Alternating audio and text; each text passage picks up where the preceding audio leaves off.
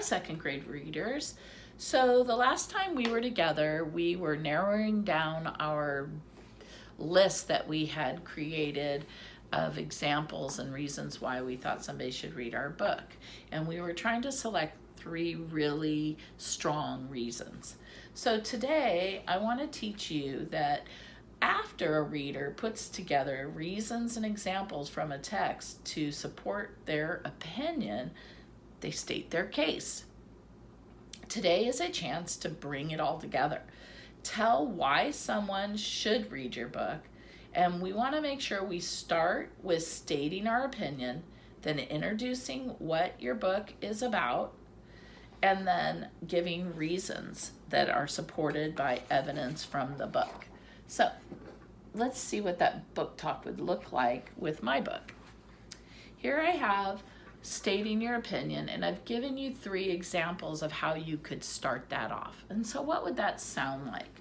So I might start off with this first one saying, in my opinion. You try that. In my opinion. So that might sound like with this book, I could say, in my opinion, Alexander and the Terrible, Horrible, No Good, Very Bad Day is a perfect book for you. Right? Another way I could start off is, I think you should. You could say that. I think you should. What would that sound like? I think you should read Alexander and the Terrible, Horrible, No Good, Very Bad Day because, right? This third one sounds a lot like this second one, but instead of saying think, we're using this strong word of believe. So, I believe you should.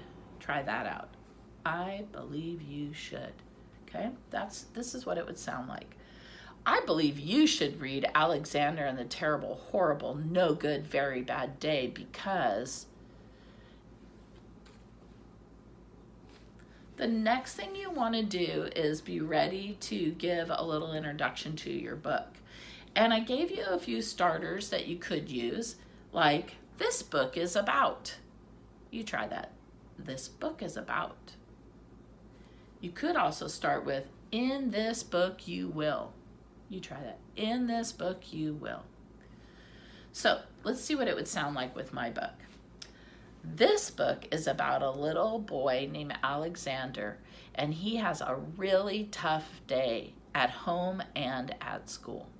Do you see how I introduced my character? I told you about his problem without going into too much detail, and then I told you where it happened, okay? We're going to give more detail when we get down here. That's why we're not giving it here, okay? The other sentence starter is, in this book you will. What would that sound like? In this book, you will meet a little boy named Alexander, and he is just having such a tough day at home and at school. So you see, you can use either one to introduce your character, the setting, and what the overall problem or event is in your book. So I've stated my opinion, I've introduced my book, and now I want to give 3 reasons, and I want to support them with examples from the book. So here's how I would start off each one. I would start off with one reason I think, and then I'd make sure I include an example, for example.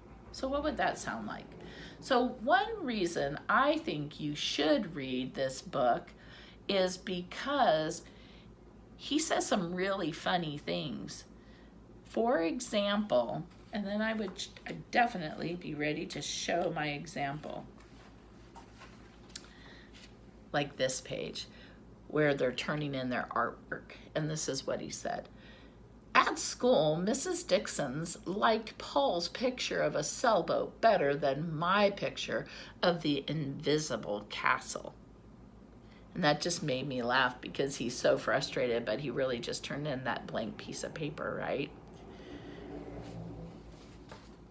Another reason is, so you see I gave my first reason and I supported it with an example that matched my reason. So another reason is, and then I would want another example here, and I just chose to change it a little. Instead of for example, I'm going to say for instance. It's kind of fun when you're talking and when you're writing to kind of switch it up a little, even though you're really saying the same thing, just a little different. So another reason is the pictures have so much detail in them. For instance, when Alexander's out on the playground, and even though these pictures are in black and white, you can see how they're out at recess, and I like how the illustrator not only focuses on how Alexander is feeling, but it also shows his best friend with two other friends. It shows other kids out on the playground, right? So it's very believable to me. And then if I would show the person up close, all the little detailed lines and parts of the picture that the illustrator did. So that would be my second reason, right? And remember, we're trying to have 3 reasons. So when I get to my third reason, I'm going to just say finally, because I'm going to let the person I'm talking to know I'm kind of coming to the end of my book talk with them. So I would say for my book, I could say, finally, I think you should read Alexander and the Terrible, Horrible, No Good, Very Bad Day, because the character is really relatable. The things that happen are things that could have happened to me or you, and I think you'll like reading and connecting with this character. For example, right? I gave a reason, and I'm going to give my example. When Alexander and his family went to the dentist, his brothers had no cavities, and the dentist found a cavity in his mouth. And so now he knows he has to come back to the dentist to get his cavity taken care of.